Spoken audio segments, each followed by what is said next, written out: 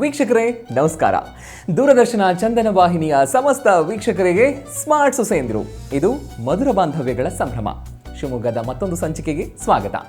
So ಸದ್ಯಕ್ಕೀಗ ನಾವು ಶಿವಮೊಗ್ಗದ ಬಸವನಗುಡಿಗೆ ಬಂದಿದ್ದೀವಿ. ಇಲ್ಲೊಬ್ರು ಅತ್ತೆ ಸೊಸೆ ಜೋಡಿ ಇದ್ದಾರೆ. ಸೊ ಸಾಮಾನ್ಯವಾಗಿ ಹೇಳ್ತೀವಲ್ವಾ, ಬಿಳಿ ಬಣ್ಣ ಅದೊಂದೇ ದಿನದ ಆಗಿರುತ್ತಾ?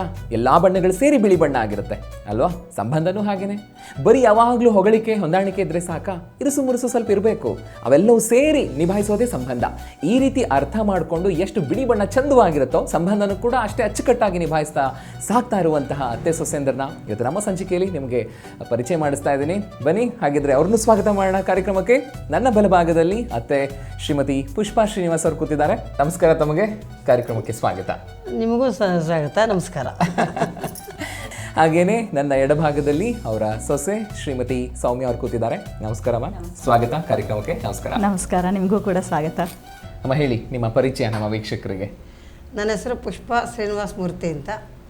ನಾನು ಹುಟ್ಟಿದ್ದು ತಾಗರ್ತಿಂದ ಸಾಗರ ಹತ್ರ ಹಳ್ಳಿ. ಓಕೆ. ನಾವು ಸೇರಿದ್ದು ಸಂಡ ಅಂತ ಶಿಕಾರಪುರ ಹತ್ರ ಹಳ್ಳಿ. ನಮ್ಮದು ಜಮೀನ್ದಾರ ಮಂತನ. ಓಕೆ. ಜಾಯಿಂಟ್ ಫ್ಯಾಮಿಲಿ, 7 ಜನ ಅಣ್ಣ ತಮ್ಮದೆಲ್ಲ ಜೊತೆಲೇ ಇದ್ದವರು, ಅವ್ರ ಫ್ಯಾಮಿಲಿಗಳು ಎಲ್ಲ. ಇವರು ನಮ್ಮನೆ ಯಜಮಾನ್ರ ಕೊನೆ ಮಗ. KEB-ಲಿ ಕೆಲಸ ಮಾಡ್ತಾಯಿದ್ರು ಅವರು. ಹಾಗಾಗಿ ನಾವು ಕೆಲವೇ ದಿನಗಳಲ್ಲಿ ಶಿಕಾರಪುರದಲ್ಲಿ ಇದ್ವಿ. ಆಮೇಲೆ ಸೊರಬಕ್ಕೆ ಹೋದ್ವಿ ಟ್ರಾನ್ಸ್ಫರ್ ಆಗಿ. ಅಲ್ಲಿಂದ ಮತ್ತೆ ಶಿಕಾರಪುರಕ್ಕೆ ಟ್ರಾನ್ಸ್ಫರ್ ಆಯಿತು. ನಾವು ಶಿವಮೊಗ್ಗದಲ್ಲಿ ಮನೆ ಮಾಡಿದ್ವಿ ಮಕ್ಕಳಿಗೋಸ್ಕರ. ಮತ್ತು ಶಿವಮೊಗ್ಗಕ್ಕೆ ಟ್ರಾನ್ಸ್ಫರ್ ಆಗಿ ರಿಟೈರ್ ಆದರು ಅವರು. ಹಾಗಾಗಿ ಶಿವಮೊಗ್ಗದಲ್ಲಿ ಇದ್ದೀವಿ. ಓಕೆ. ಎಷ್ಟು ವರ್ಷ ಮದುವೆ ಆಗಿ ಇಲ್ಲಿಗೆ? ನನಗೆ ಮದುವೆ 54 ವರ್ಷ ಆಯಿತು. ಓ. ನನ್ನ ಮದುವೆ ಆದಾಗ ನನಗೆ 18 ವರ್ಷ. ಓಕೆ. 72 ಇಸ್ವಿಯಲ್ಲಿ ಮದುವೆ ಆಗಿದ್ದು. 54 ವರ್ಷ. 54 ವರ್ಷ ಕಳೆದಿದ್ದೀರಾ ಅಲ್ವಾ? ಅದೇ ಖುಷಿ. 54 ವರ್ಷ ಕಳೆದಿದ್ದೀವಿ. ಹೆಂಗಿದೆ ಇವಾಗ ಲವ್ ನಿಮ್ಮ ಮೇಲೆ, ನಿಮ್ಮ ಯಜಮಾನರಿಗೆ? ಸ್ಟಾರ್ಟಿಂಗ್ ಅಲ್ಲಿ ಜಾಸ್ತಿ ಇತ್ತಾ, ಇವಾಗ ಜಾಸ್ತಿ ಇದೆಯಾ? ಕೆಲವೊಂದು ಪ್ರಶ್ನೆಗೆ ಉತ್ತರ ಹೇಳೋದು ಕಷ್ಟ. Okay okay. ಸೊ ಅಲ್ಲಿಗೆ ಅರ್ಥ ಮಾಡ್ಕೋಬೇಕು ನಾವು, ಪ್ರೀತಿ ಜಾಸ್ತಿ ಆಗಿದೆ ಇವಾಗ ಅಂತ. ಸಂತೋಷ. ಮಕ್ಕಳು ಎಷ್ಟು ಜನ ತಮಗೆ? ಮಕ್ಕಳು 3 ಜನ ಗಂಡು ಮಕ್ಕಳು. ಓಕೆ. ದೊಡ್ಡವನು ಸಂಜಯ್ ಅಂತ, ಎರಡನೇವನು ರವೀಂದ್ರ ಅಂತ, ಕೊನೆ ಮಗ ಅಶೋಕ್ ಅಂತ. ದೊಡ್ಡ ಮಗ ಇದರೊಳಗೆ ವೇಯಿಂಗ್ ಮಿಷನ್ದೊಳಗೆ ಸೇಲ್ಸ್ ಆ್ಯಂಡ್ ಸರ್ವಿಸು. ಅವನ ಹೆಂಡ್ತಿನೇ ಸೌಮ್ಯ, ದೊಡ್ಡ ಸೊಸೆ. ಶಿಕಾರಪುರ ಕಾಲೇಜಿನಲ್ಲಿ ಅಸಿಸ್ಟೆಂಟ್ ಪ್ರೊಫೆಸರ್ ಆಗ್ಯಾಳೆ. ಎರಡನೇ ಮಗ ರವೀಂದ್ರ ಅಂತ, ಅವನು ಬೆಂಗಳೂರಿನ ಕೆಲಸ ಇದ್ದಂದು ಬಿಟ್ಟು ಬಂದು ನಮ್ದು ಹಳ್ಳಿಲಿ ನಮ್ಮ ಜಮೀನಿದೆ, ಅಲ್ಲಿ ತೋಟ ಅದು ಮಾಡ್ಕೊಂಡಿದ್ದಾನೆ.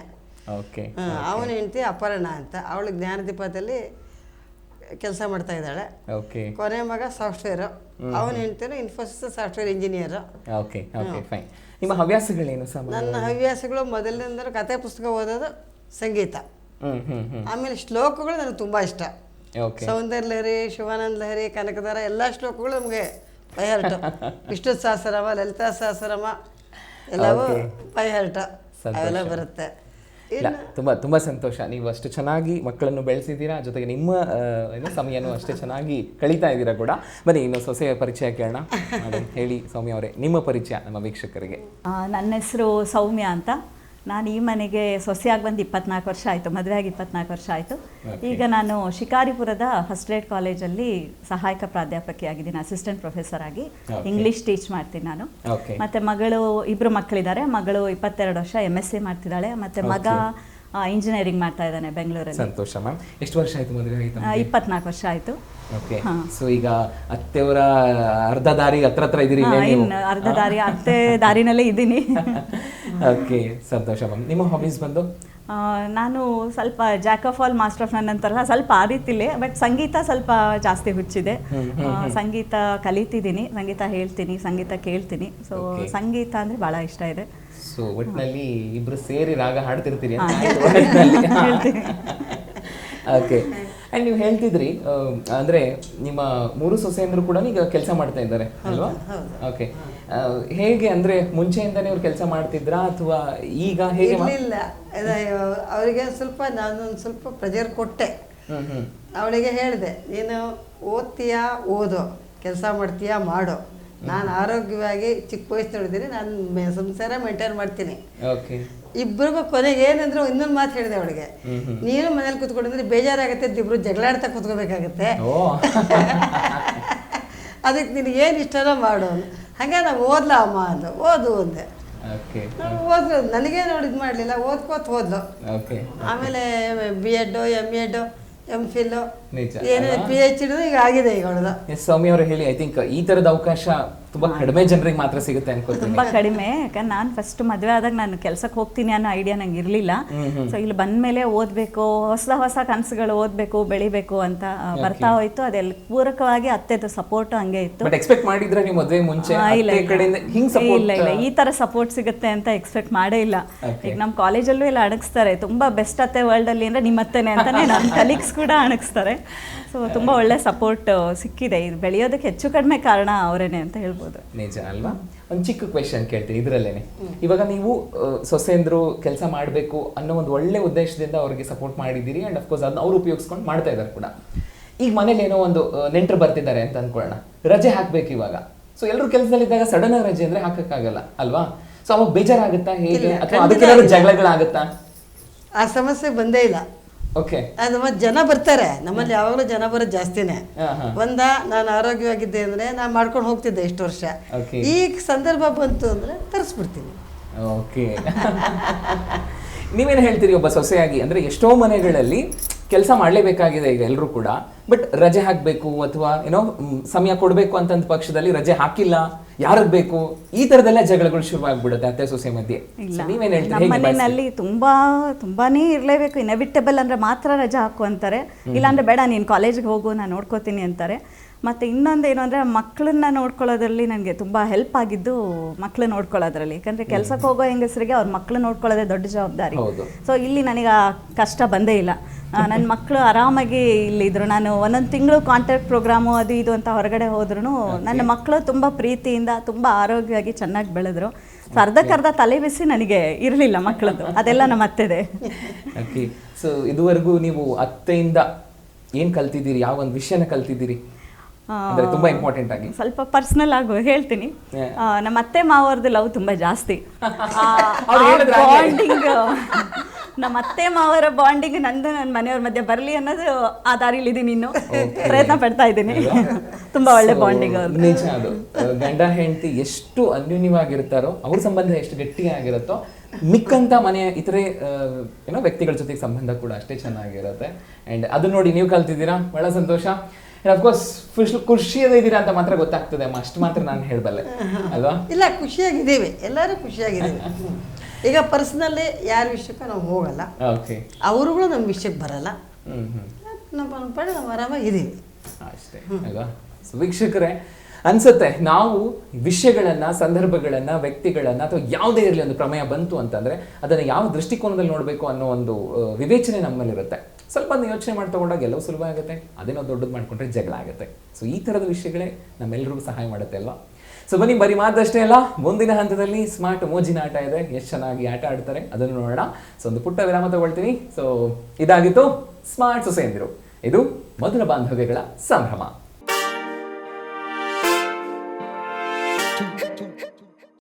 ವೀಕ್ಷಕರೇ, ಮತ್ತೊಮ್ಮೆ ಸ್ವಾಗತ ತಮಗೆ. ನೀವು ನೋಡ್ತಾ ಇದ್ದೀರಾ ಸ್ಮಾರ್ಟ್ ಸೊಸೆಯಂದಿರು, ಇದು ಮಧುರ ಬಾಂಧವ್ಯಗಳ ಸಂಭ್ರಮ. ಸೊ ಮುಂದಿನ ಹಂತ ಸ್ಮಾರ್ಟ್ ಮೋಜಿನ ಆಟ. ಅತ್ತೆ ನೋಡಿ ಎಷ್ಟು ಸಪೋರ್ಟ್ ಮಾಡಿದ್ದಾರೆ ಸೊಸೆಯಂದ್ರಿಗೆ ಅಲ್ವಾ? ಸೊ ಎಲ್ರಿಗೂ ಇಂಥ ಅತ್ತೆನೇ ಸಿಗ್ಲಿಪ್ಪ ಅಂತ ಕೇಳ್ಕೊಬೇಕಲ್ವ, ಖುಷಿ ಆಗುತ್ತೆ. ಬನ್ನಿ, ಆಟ ಹೇಗೆ ಆಡ್ತಾರೆ ನೋಡೋಣ, ಓಕೆನಾ?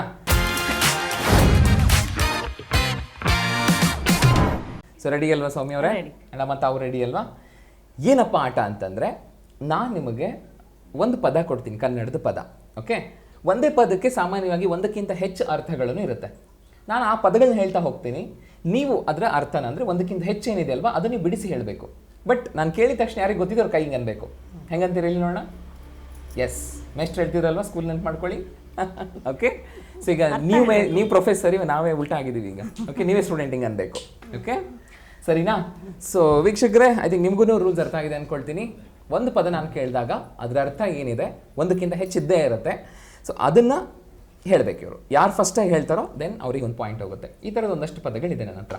ಓಕೆ, ಸೊ ಮೊದಲನೇ ಪದ ಈ ರೀತಿಯಾಗಿದೆ, 10. ದಶ, ಎತ್ತಬೇಕಾ? ಹಿಂಗೆ ಎತ್ತಬೇಕು. ದಶ, 10. ಅದು ಒಂದು ಅರ್ಥ. ಆಮೇಲೆ ದಶಾವತಾರ, ವಿಷ್ಣುವಿನ 10 ಅವತಾರಗಳಲ್ಲ, ಅವೆಲ್ಲ 10 ಅನ್ನೋದಕ್ಕೆ ಬಂತು. ಇನ್ನೊಂದು ಅರ್ಥನೂ ಇರುತ್ತಲ್ವಾ 10 ಅನ್ನೋದಕ್ಕೆ?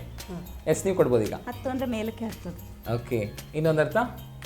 ಇನ್ನೊಂದು ನಂಬರ್. ಸೊ ಅಫ್ಕೋರ್ಸ್ ಪಾಯಿಂಟ್ ನೋಡಿ, ನೀವೇ ಹೇಳ್ಕೊಟ್ಟಂಗೆ ಆಗ್ಬಿಡ್ತವ್ರಿಗೆ ಒಂದು ಅಲ್ವಾ? ಬಿಡಿ, ನನ್ನ ಸೇರಿ ಹೇಳ್ಕೊಟ್ಟಿದ್ದಾರೆ. ಓಕೆ, ಸೊ ಪಾಯಿಂಟ್ ಕೊಡೋಣ ಈಗ ಸೌಮ್ಯ ಅವ್ರಿಗೆ ಬಂದು. ನೆಕ್ಸ್ಟ್ ಗುಂಡಿ. ಗುಂಡಿ ಅಂದರೆ ಕೈ ಎತ್ಬೇಕು ಫಸ್ಟು. ನಾನು ಎತ್ತಿದ್ದೀನಿ ಫಸ್ಟ್. ನಿಮ್ಮ ಸೊಸೆ ಫಸ್ಟ್ ಕೈ ರೈಸ್ ಮಾಡಿಬಿಟ್ಟಿದ್ದಾರೆ.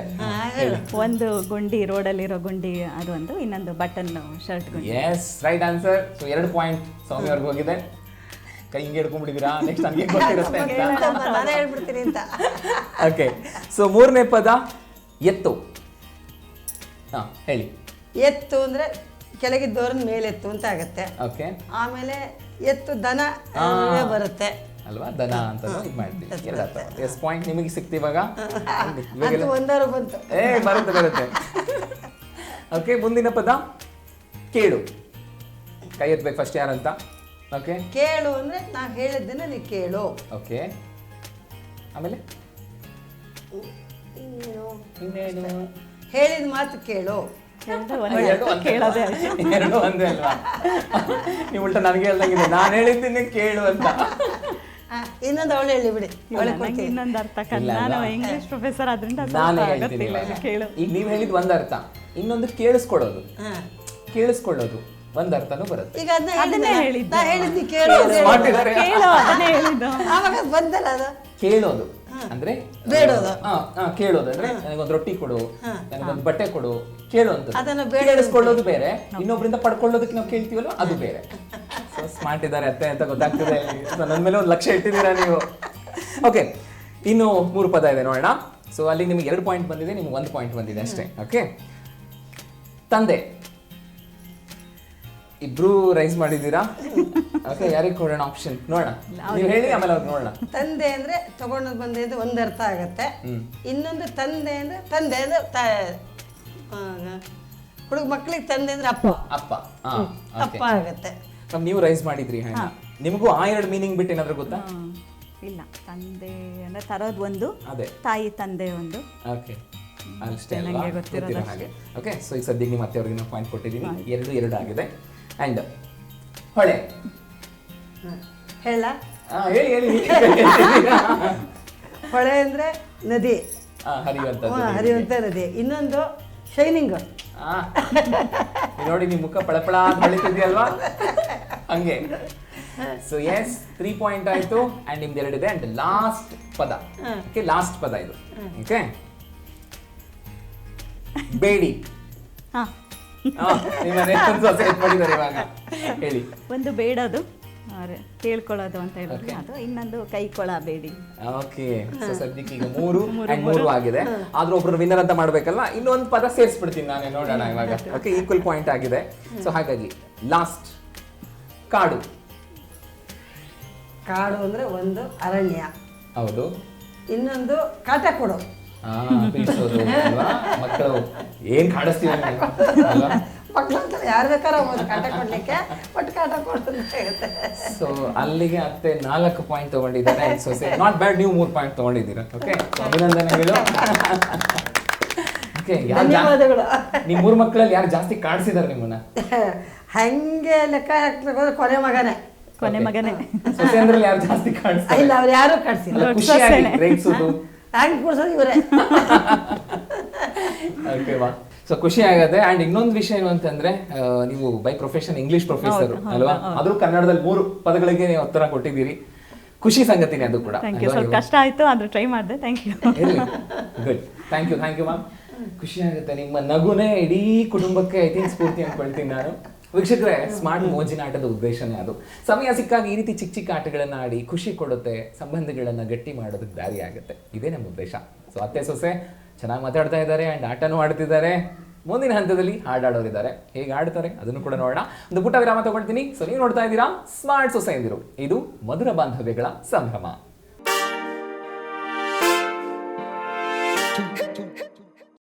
ವೀಕ್ಷಕರೇ, ಮತ್ತೊಮ್ಮೆ ಸ್ವಾಗತ ತಮಗೆ. ನೀವು ನೋಡ್ತಾ ಇದ್ದೀರಾ ಸ್ಮಾರ್ಟ್ ಸೊಸೆಯಂದಿರು, ಇದು ಮಧುರ ಬಾಂಧವ್ಯಗಳ ಸಂಭ್ರಮ. ಸೊ ಐ ಥಿಂಕ್ ನಿಮ್ಮ ಬಾಂಧವ್ಯದ ಸಂಭ್ರಮ ಜೋರಾಗಿದೆ ಅಲ್ವಾ? ಸೊ ಈ ಒಂದು ಅಂಡರ್ಸ್ಟ್ಯಾಂಡಿಂಗ್ ಎಲ್ಲರ ಮನೇಲಿ ಇದ್ಬಿಟ್ರೆ ಎಷ್ಟು ಚೆನ್ನಾಗಿರುತ್ತೆ ಅನ್ಸುತ್ತೆ. ಇದು ನೀವಂತ ಅಲ್ಲ, ನಮ್ಮ ಪ್ರತಿ ಸಂಚಿಕೆಗಳಲ್ಲೂ ಕೂಡ ಪ್ರತಿಯೊಬ್ಬರು ಮಾತನಾಡೋದು ಹಾಗೆ ಇರುತ್ತೆ. ಅದೇ ಖುಷಿ ನಮಗೆ. ಈಗ ಸ್ಮಾರ್ಟ್ ಸಿಂಗಿಂಗ್ ಎಷ್ಟು ಚೆನ್ನಾಗಿ ಹಾಡ್ತೀರಾ. ಅಫ್ಕೋರ್ಸ್ ನೀವು ಹೇಳಿದ್ರಿ ಆಗ್ಲೇ, ಸಂಗೀತದ ಒಂದಷ್ಟು ಜ್ಞಾನ ನಮಗಿದೆ, ಹಾಡ್ತಿರ್ತೀವಿ ಅಂತ. ಎಷ್ಟು ಚೆನ್ನಾಗಿ ಹಾಡ್ತೀರಾ ನೋಡೋಣ. ಓಕೆ, ಸೊ ಗೆಲ್ತೀರಾ ನೀವು? ಇಲ್ಲ, ಖಂಡಿತ ಇಲ್ಲ. ಅವಳೇ ಗೆಲ್ಲೋದು. ಯಾಕೆಂದರೆ ಅವಳು ಚೆನ್ನಾಗಿ ಹೇಳ್ತಾಳೆ. ಆಮೇಲೆ ಈಗಿನ ಹುಡುಗಿ ಚೆನ್ನಾಗಿ ಗೆಸ್ ಮಾಡ್ತಾಳೆ ಯಾವುದು ಅಂತ. ಹಾಗಾಗಿ ಅವಳೇ ಗೆಲ್ಲೋದು. ಓಕೆ, ಸೊ ನೋಡೋಣ ಹೇಗೆ ಅಂತ. ಓಕೆ, ಸೊ ವೀಕ್ಷಕರೇ, ಶುರು ಮಾಡುವ ಹಾಗಾದರೆ.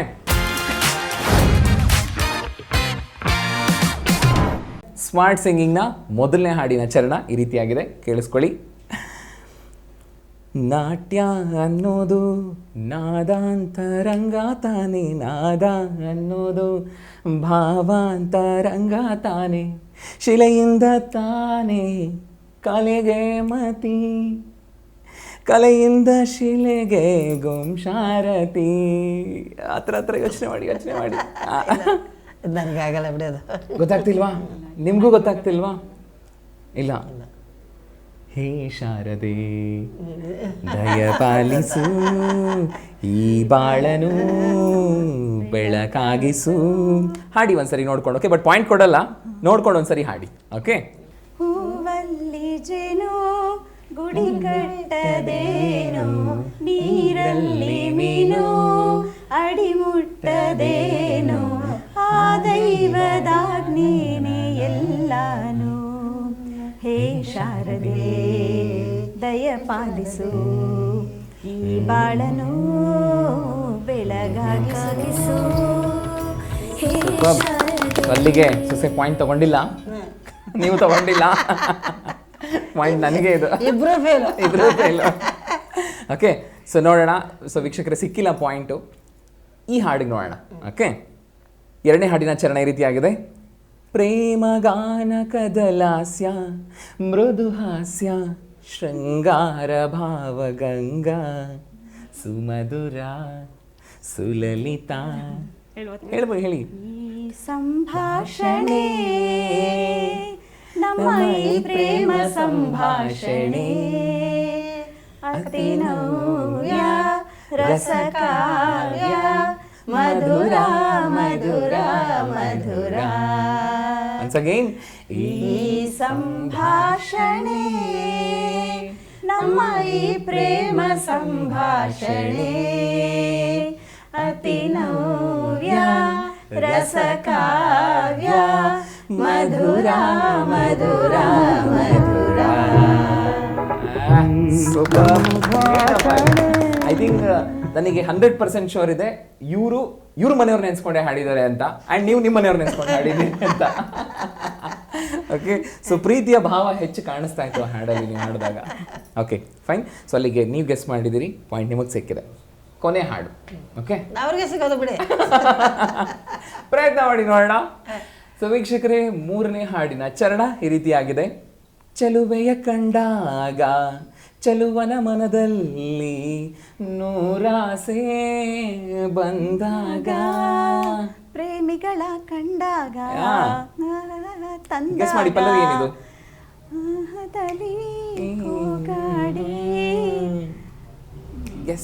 ಕೇಳದೆ ನಿಮಗೀಗ ದೂರದಲ್ಲಿ ಯಾರೋ ಹಾಡು ಹೇಳಿದಂತೆ, ಒಂದು ಹೆಣ್ಣಿನ ಓ ನಂದ ವಿರಹ ಗೀತೆ. ಕೇಳದೆ ನಿಮಗೀಗ ದೂರದಲ್ಲಿ ಯಾರೋ. ಸೂಪರ್. ಮತ್ತೆ ಮಾತನ್ನ ಚಾಚು ತಪ್ಪದೆ ಸೊಸೆ ಪಾಲಿಸಿದ್ದಾರೆ, 2 ಪಾಯಿಂಟ್ ತಗೊಂಡಿದ್ದಾರೆ. ನೋಡಿ, ಅತ್ತೆಗೆ ಏನು ಅಂತಂದ್ರೆ, ಆಟದಲ್ಲಿ ನಾನು ಗೆದ್ದಿದ್ದೀನಿ, ಇಲ್ಲಿ ಹಾಡಲ್ಲಿ ಗೆಲ್ಲಿ ಅಂತನಾ ಏನಾದ್ರು? ಹಾಗಲ್ಲ. ನಮ್ಗೆ ಇತ್ತೀಚಿನ ಹಾಡುಗಳು ನನಗೆ ಗೊತ್ತಾಗಲ್ಲ, ನಾವು ಅವನ್ನ ಕೇಳಲ್ಲ. ಹಳೆಯ ಹಾಡುಗಳಾದ್ರೆ 50 ವರ್ಷದಿಂದ ಹೇಳಿದ್ರೆ ನಾನೇ ಹೇಳೋಳು. ಈ ಸಂಭಾಷಣೆ ಅಲ್ಲ, 50 ವರ್ಷದಿಂದ ಹೇಳಿದ್ರೆ ನಾನೇ ಹೇಳ್ತಿದ್ದೆ. 54 ವರ್ಷದ್ದೆಲ್ಲ ನೆನಪಿದೆ ನನಗೆ. ತುಂಬಾ ಸಂತೋಷ. ಇದೇ ನಮಗೆ ಬೇಕಾಗುವಂಥದ್ದು. ಆ ಒಂದು ಲವಲವಿಕೆ ಏನಿದೆ, ಅಥವಾ ಹಾಡುವಾಗ ಒಂದು ಶಕ್ತಿ ಇರುತ್ತಲ್ವಾ, ಸಂಗೀತಕ್ಕೆ ಆ ಶಕ್ತಿ ಇದೆ, ಅದಕ್ಕೆ ಹೇಳುವಂಥದ್ದು. ಸ್ಮಾರ್ಟ್ ಸಿಂಗಿಂಗ್ ಸುಮ್ಮನೆ ಅಲ್ಲ, ಸಮಯ ಸಿಕ್ಕಾಗ ಒಂದಷ್ಟು ಗುನುಗಿ ಮನಸ್ಸಿಗೆ ನಿರಾಳತೆ ಸಿಗುತ್ತೆ, ಒಂದಷ್ಟು ಸಂಬಂಧಗಳಲ್ಲಿ ಏರುಪೇರಾಗಿದ್ರೂ ಕೂಡ ಅದು ಸರಿ ಹೋಗೋದಕ್ಕೆ ದಾರಿ ಮಾಡಿಕೊಡುತ್ತೆ. ಅದೇ ಬೇಕಾಗಿರೋಂಥದ್ದು. ಎಲ್ಲರ ಮನೇಲೂ ಎಲ್ಲ ಸಂಬಂಧಗಳು ಯಾವಾಗಲೂ ಚೆನ್ನಾಗಿರಬೇಕು ಅಂತ ನಿರೀಕ್ಷೆ ಮಾಡ್ತೀವಿ, ಆದರೆ ಅದಕ್ಕೆ ಬೇಕಾಗಿರುವಂತಹ ಸೂತ್ರಗಳು ಅಥವಾ ಸಲಹೆಗಳು ಬಹಳ ಮುಖ್ಯ ಆಗುತ್ತೆ ಅಲ್ವಾ. ಅದನ್ನೇ ನಾವು ನಮ್ಮ ಕಾರ್ಯಕ್ರಮದಲ್ಲಿ ತಿಳಿಸ್ಕೊಡ್ತೀವಿ. ಅದನ್ನೇ ನಾವು ಹೇಳುವಂಥದ್ದು ಸ್ಮಾರ್ಟ್ ಸಲಹೆ ಅಂತ.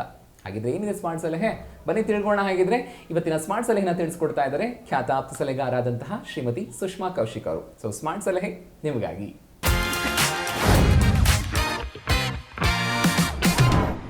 ಇಂದಿನ ನಮ್ಮ ಸ್ಮಾರ್ಟ್ ಸೊಸೆಯಂದ್ರಿಗೆ ನನ್ನ ಒಂದು ಸಣ್ಣ ಸಲಹೆ. ಸೊ ಈ ಬೌಂಡ್ರೀಸ್ ಸೆಟ್ ಮಾಡೋದಂದರೆ ಏನು?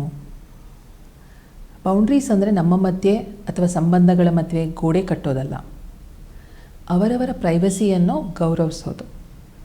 ಸೊ ಎಲ್ಲರಿಗೂ ಅವರದೇ ಆದಂಥ ಸ್ಪೇಸ್ ಅಂತ ಏನು ಕರಿತೀವಿ ಅದು ಬೇಕಾಗತ್ತೆ. ಇಲ್ಲಾಂದರೆ ಜೀವನದಲ್ಲಿ ನಾವು ಏನೇನೂ ಶೇರ್ ಮಾಡ್ಕೊಳಕ್ಕಾಗಲ್ಲ ಅಲ್ವಾ? ಇವಾಗ ಕೆಲವರಿಗೆ ಇಷ್ಟ ಆಗಿರುತ್ತೆ ನನ್ನ ಕಬೋರ್ಡು ಅಥವಾ ನನ್ನ ಬಟ್ಟೆಗಳನ್ನು ಅಥವಾ ನನ್ನ ವಸ್ತುಗಳನ್ನು ಯಾರೂ ಮುಟ್ಟಬಾರ್ದು ಮನೆಯಲ್ಲಿ ಅನ್ನೋದು ಕೆಲವರ ಆಲೋಚನೆ ಇರುತ್ತೆ. ಯಾಕಂದರೆ ಅವರು ಅದನ್ನೆಲ್ಲ ನೀಟಾಗಿ ಇಟ್ಕೊಂಡಿರ್ತಾರೆ. ಬೇರೆಯವರು ಬಂದರೆ ಅದನ್ನು ಆ ಕಡೆ ಈ ಕಡೆ ಮಾಡಿ ನನಗೆ ಬೇಕಾಗಿರೋ ವಸ್ತು ಬೇಕಾದ ಸಮಯದಲ್ಲಿ ಸಿಗೋಲ್ಲ ಅನ್ನೋ ಒಂದು ಆಲೋಚನೆ ಇರುತ್ತೆ. ಅದು ಒಂದು ಚಿಕ್ಕ ವಿಷಯ. ಈ ದೊಡ್ಡ ವಿಷಯ ಅಥವಾ ಮನಸ್ಸಿಗೆ ಮುಟ್ಟುವಂಥ ವಿಷಯಗಳಾದಾಗ ನೀನು ಎಷ್ಟೋ ವಿಷಯಗಳು ನನ್ನ ಹತ್ರ ಶೇರ್ ಮಾಡಲ್ಲ ಅಂತ ಅತ್ತೆ ಹೇಳ್ತಾರೆ ಸೊಸೆಗೆ. ಅದಕ್ಕೆ ಸೊಸೆ ಹೇಳ್ತಾಳೆ, ಇಲ್ಲ ನಾನು ಈ ಥರ ಶೇರ್ ಮಾಡಿದಾಗ ನಿಮ್ಮ ಅದ್ರ ಬಗ್ಗೆ ಅನಿಸಿಕೆ ಬೇರೆ ಇರುತ್ತೆ, ಆದ್ದರಿಂದ ನನಗೆ ನಿಮ್ಮ ಹತ್ರ ಸದ್ಯಕ್ಕೆ ಶೇರ್ ಮಾಡೋ ಅವಶ್ಯಕತೆ ಅನ್ನಿಸ್ಲಿಲ್ಲ. ಆದರೆ ಏನಾರೋ ಆ ಥರ ಇಂಪಾರ್ಟೆಂಟ್ ಇದ್ದಾಗ ಖಂಡಿತ ನಿಮ್ಮ ಬಳಿ ಬಂದು ನಾನು ಸಲಹೆನೂ ಕೇಳ್ತೀನಿ, ಶೇರು ಮಾಡ್ತೀನಿ ಅಂತ ಹೇಳ್ತಾರೆ. ಸೊ ಈ ಪ್ರೈವಸಿಯನ್ನು ಒಬ್ರಿಗೊಬ್ಬರು ಗೌರವಿಸ್ಬೇಕು. ಇಲ್ಲಾಂದರೆ ಅಲ್ಲಿ ಜಗಳಗಳು ಸ್ಟಾರ್ಟ್ ಆಗ್ತಾ ಹೋಗುತ್ತೆ. ಸೊ ಅವರವರ ಭಾವನೆಯನ್ನು ಅವರವರ ಸ್ಪೇಸನ್ನು ಖಂಡಿತ ಕೊಡಬೇಕಾಗತ್ತೆ. ಇದನ್ನು ನಿಮ್ಮ ಮನೆಯಲ್ಲೂ ನಿಮ್ಮ ಸಂಬಂಧಗಳ ಮಧ್ಯೆ ಸ್ವಲ್ಪ ಸ್ಪೇಸ್ ಕೊಟ್ಟಾಗ ಅದೊಂಥರ ಹಿಡಿದು ನಿಲ್ಲಿಸ್ದಂಗೆ ಇರಬಾರ್ದು, ಉಸಿರುಗಟ್ಟಂಗೆ ಇರಬಾರ್ದು ಅಲ್ವಾ? ಸೊ ಇದನ್ನು ಗಮನವಿಟ್ಕೊಳ್ಳಿ. ವೀಕ್ಷಕರೇ ತಿಳ್ಕೊಂಡ್ರಿ ಅಲ್ವಾ ಸ್ಮಾರ್ಟ್ ಸಲಹೆನ? ತಿಳ್ಕೊಳ್ಳೋದ್ರ ಜೊತೆಗೆ ನಾವು ಅದನ್ನು ಅಳವಡಿಸ್ಕೊಳ್ಳೋಣ, ನಮ್ಮ ಸಂಬಂಧಗಳನ್ನು ಗಟ್ಟಿ ಮಾಡ್ಕೊಳ್ಳೋಣ. ಬನ್ನಿ, ಅತ್ತೆ ಸೊಸೆ ಇಬ್ಬರು ಭಾಗವಹಿಸಿದ್ರು, ಸಕ್ರಿಯವಾಗಿ ಮಾತಾಡಿದ್ರು, ನಗ್ನಗುತ್ತಾ ಖುಷಿ ಜೊತೆಗಿದ್ರಲ್ವಾ? ಸೊ ಅವ್ರ ಅನಿಸಿಕೆ ಏನಂತ ಕೇಳೋಣ. ಅಮ್ಮ ಹೇಳಿ ನಿಮ್ಮ ಅನಿಸಿಕೆ. ನನಗೆ ತುಂಬ ಸಂತೋಷ ಆಯಿತು. ಒಂಥರ ಎಕ್ಸ್ಪೆಕ್ಟೇಷನ್ ಇರಲಿಲ್ಲ ಇದು. ಆದರೂ ಒಂದು ಸರ್ತಿ ನೋಡೋಣ ಅಂತ ಪ್ರಯತ್ನ ಮಾಡಿದ್ವಿ. ನನ್ನ ಸೊಸೆಗೆ ಹೇಳಿದ್ದೆ, ಅವಳು ಪ್ರಯತ್ನ ಮಾಡಿದ್ದೀವಿ ಅಂತ ಹೇಳಿದ್ಲು. ಇದ್ದಕ್ಕಿದ್ದಾಗ ಇದು ಬರ್ತಿದ್ದಾರೆ ಮನೆಗೆ ಅಂತ ಗೊತ್ತಾಯಿತು. ಅದು ಯಾವ ರೀತಿ ಆಗುತ್ತೋ ಅಂತ ಒಂದು ರೀತಿ ತಳಮಳ ಇತ್ತು. ಏನು ಕೇಳ್ತಾರೋ, ಏನು ಹೇಳ್ಬೇಕಾಗತ್ತೋ, ಏನಾಗುತ್ತೋ ಅಂತ. ಆದರೆ ಎಲ್ಲರೂ ಮನೆಯವ್ರ ಥರ ಬೆರೆತ್ಬಿಟ್ಟು ತುಂಬ ಸಂತೋಷ ಆಯ್ತು ನನಗಂತೂ, ತುಂಬ ಸಂತೋಷ. ಏನಂತೀರಿ ಸೊಸೆ ಬಗ್ಗೆ? ಅಂದ್ರೆ ಅವರ ವಿಚಾರ, ಸಂಬಂಧಗಳ ವಿಚಾರನ ಮುಕ್ತವಾಗಿ ಈ ರೀತಿ ಮಾತಾಡುವಂಥದ್ದು ಹೆಂಗ ಅನಿಸ್ತು ನಿಮಗೆ? ನಮ್ಗೆ ಸಂತೋಷನೇ ಅದು ಅಲ್ವಾ? ಸೊಸೆ ಬಗ್ಗೆ ಮಾತನಾಡೋದು ಸಂತೋಷನೇ. ಓಪನ್ ಆಗಿ ಮಾತಾಡಿದ್ರಿ. ಹೌದೌದು, ಸಂತೋಷನೇ. ಯಾಕೆಂದ್ರೆ ಈಗ ಓಪನ್ ಆಗಿ ಮಾತಾಡೋದು ನಮ್ಮ ಲೋಪದೋಷ ನಾವು ತಿದ್ಕೋಬಹುದು. ಅದಕ್ಕೋಸ್ಕರ ಸಂತೋಷ ಏನು ಮಾಡೋದು ಅಷ್ಟೇ. ಎಲ್ಲರಲ್ಲೂ ಲೋಪದೋಷಗಳು. ಹೌದು, ಎಲ್ಲ ಲೋಪದೋಷ ಇರುತ್ತೆ. ಸೊಸೆಯಲ್ಲೂ ಅವ್ರು ಹೇಳಿದ ನಾವು ತಿದ್ಕೋಬೋದು, ನಾವು ಹೇಳಿದಾಗ ಅವ್ರು ತಿದ್ಕೋಬೋದು. ಅದಕ್ಕೋಸ್ಕರ ಇದು ಒಳ್ಳೇದೇನೆ, ನಂಗೆ ಸಂತೋಷ ಆಯಿತು. ತುಂಬ ತುಂಬ ಸಂತೋಷ. ಮ್ಯಾಮ್ ಹೇಳಿ ನಿಮ್ಮ ಅನಿಸಿಕೆ, ಭಾಗವಹಿಸಿ ಹೇಗೆ ಅನಿಸ್ತು ಅಂತ? ನನಗೂ ಅಷ್ಟೇ ಮತ್ತೆ ಥರನೇ ತುಂಬಾ ಸಂತೋಷ ಆಯಿತು. ನೀವೆಲ್ಲ ಬಂದಿದ್ದು ಅಷ್ಟೇ. ಮತ್ತು ನಾನು ಅಪ್ಲೈ ಮಾಡಿದ್ದೆ, ಇಷ್ಟು ಬೇಗ ಚಾನ್ಸ್ ಸಿಗುತ್ತೆ ಅಂದ್ಕೊಂಡಿರಲಿಲ್ಲ. ಒಂದು 8 ತಿಂಗಳಿಂದ ನಾವು ಸುಮಾರು ಕಾರ್ಯಕ್ರಮ ನೋಡಿದ್ದೀನಿ, ತುಂಬ ಚೆನ್ನಾಗಿ ಬರ್ತಿದೆ. ಸೊ ಬೇಗನೆ ನನಗೂ ಚಾನ್ಸ್ ಸಿಕ್ಕಿದೆ, ಅದು ತುಂಬ ಸಂತೋಷ. ಮತ್ತೊಂದು ಸಂತೋಷದ ವಿಚಾರ ಅಂದರೆ ನಿಮ್ಮ ಕಾರ್ಯಕ್ರಮದ ಟೈಟಲ್ಲು ಸ್ಮಾರ್ಟ್ ಸೊಸೆಯಂದಿರು ಅನ್ನೋದು. ಸೊ ಸೊಸೆಯಂದ್ರನ್ನ ಸ್ಮಾರ್ಟ್ ಅಂತಿದ್ದೀರಲ್ಲ, ನಮ್ಮನ್ನು ನಾವು ಸ್ಮಾರ್ಟ್ ಅಂದ್ಕೊಳ್ತಿರೋದಕ್ಕೂ ಒಂದು ಸಂತೋಷ. ಸೊ ನನ್ನ ಪ್ರಕಾರ ಸ್ಮಾರ್ಟ್ ಸೊಸೆಯಂದಿರು ಅಂದರೆ ಕೇವಲ ಎಜುಕೇಟೆಡ್ ಆಗಿರೋದು ಅಥವಾ ದುಡಿಯೋದು, ಅದಕ್ಕಿಂತ ಹೆಚ್ಚಾಗಿ ಅತ್ತೆ ಜೊತೆ ಚೆನ್ನಾಗಿರೋದು ಒಂದು ಸ್ಮಾರ್ಟ್ನೆಸ್ಸೇ. ಸೊ ಗಂಡನ್ನ ಪ್ರೀತಿ ಗಳಿಸೋದು ಎಷ್ಟು ಇಂಪಾರ್ಟೆಂಟೋ ಅತ್ತೆ ಪ್ರೀತಿ ಗಳಿಸೋದು ಅಷ್ಟೇ ಇಂಪಾರ್ಟೆಂಟ್. ಅವರೇ ಸ್ಮಾರ್ಟ್ ಸೊಸೆಯಂದಿರು ಅಂತ ಅನ್ಕೋತೀನಿ ನಾನು. ತುಂಬ ಸಂತೋಷ ಆಯಿತು ಈ ಕಾರ್ಯಕ್ರಮದಲ್ಲಿ. ತುಂಬ ಸಂತೋಷ ಮ್ಯಾಮ್. ಸೊ ಬಹುಶಃ ಸ್ಮಾರ್ಟ್ ಸೊಸೆ ಎಂದಿರೋ ಬರೀ ಸೊಸೆ ಅಷ್ಟೇ ಇಲ್ಲ, ಅತ್ತೆನೂ ಕೂಡ ಒಂದು ಕಾಲದಲ್ಲಿ ಸೊಸೆ ಆಗಿರ್ತಾರಲ್ವಾ? ಅಂದರೆ ಅವ್ರನ್ನೂ ಆ ದಾರಿನ ನಿಭಾಯಿಸ್ಕೊಂಡು, ಜವಾಬ್ದಾರಿಗಳನ್ನ ಹೊತ್ಕೊಂಡು ಅವರು ಕುಟುಂಬನ ನಿಭಾಯಿಸಿರ್ತಾರೆ. ಆ್ಯಂಡ್ ಅದೇ ಸರದಿ ನೀವು ಸಾಕ್ತಾ ಇರ್ತೀರಿ. ಸೊ ಇಲ್ಲಿ ಹಂಗೆ ನೋಡ್ಕೊಂಡ್ರೆ ಎಲ್ಲರೂ ಸೊಸೆ ಅಂದ್ರೆ ಅಲ್ವಾ? ಅಂದರೆ ಅತ್ತೆನೂ ಸೊಸೆ ಆಗಿದ್ದಂಥ ಕಾಲ ಅದು. ಹಾಗಾಗಿ ಸ್ಮಾರ್ಟ್ ಸೊಸೆ ಅಂದ್ರು ಅನ್ನುವಂಥದ್ದು. ಥ್ಯಾಂಕ್ ಯು ಮೇಡಮ್, ತುಂಬ ತುಂಬ ಸಂತೋಷ. ವೀಕ್ಷಕರೇ ಸಕ್ರಿಯವಾಗಿ ಭಾಗವಹಿಸಿ ಮಾತನಾಡಿ ಎಲ್ಲವನ್ನೂ ಕೂಡ ಹಂಚ್ಕೊಂಡಿದ್ದಾರೆ. ಸೊ ಬನ್ನಿ ಅವ್ರನ್ನ ಅಭಿನಂದಿಸುವಂತಹ ಸಮಯ. ದೂರದರ್ಶನ ಚಂದನ ವಾಹಿನಿ ಪರವಾಗಿ ಹಾಗೆಯೇ ಸ್ಮಾರ್ಟ್ ಸೊಸೆಯಂದಿರು ಕಾರ್ಯಕ್ರಮದ ಪರವಾಗಿ ಅಭಿನಂದನಾ ಪತ್ರ ಕೊಡೋದ್ರ ಮೂಲಕ ಅಭಿನಂದಿಸೋಣ. ಮೊದಲನೇದಾಗಿ ಅತ್ತೆ ಶ್ರೀಮತಿ ಪುಷ್ಪಾ ಶ್ರೀನಿವಾಸ್ ಅವರು. ಮೇಡಮ್ ಧನ್ಯವಾದಗಳು ಕಾರ್ಯಕ್ರಮದಲ್ಲಿ ಭಾಗವಹಿಸಿದ್ದಕ್ಕೆ. ಮೇಡಮ್ ತಮಗೂ ಕೂಡ ತುಂಬಾ ಧನ್ಯವಾದಗಳು ಕಾರ್ಯಕ್ರಮದಲ್ಲಿ ಭಾಗವಹಿಸಿದ್ದಕ್ಕೆ. ಧನ್ಯವಾದಗಳು ಸರ್.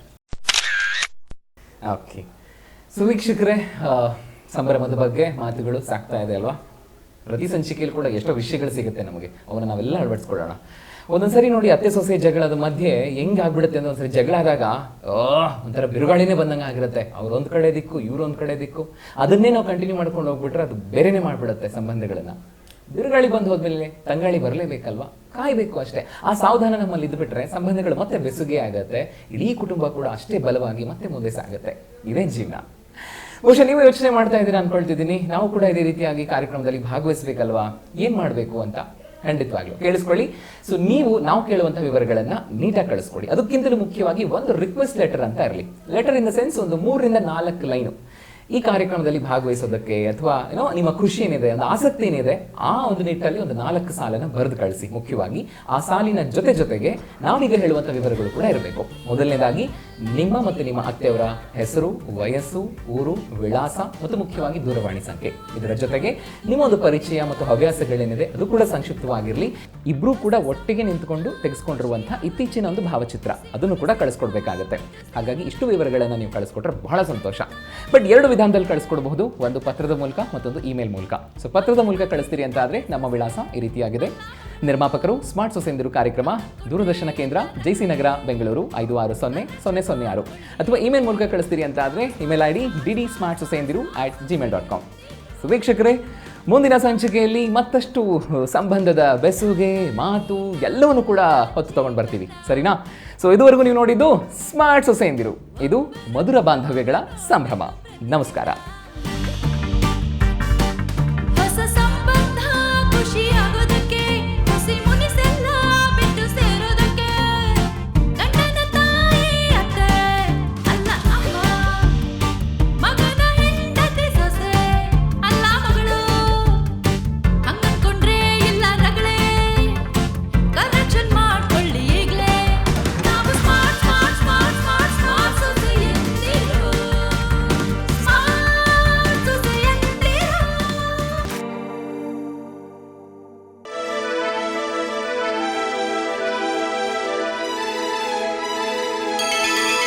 ಬಾರಿಸು ಕನ್ನಡ ಡಿಂಡಿಮವ, ದೂರದರ್ಶನ ಚಂದನ. ಇದು ಕನ್ನಡ ವಾಹಿನಿ.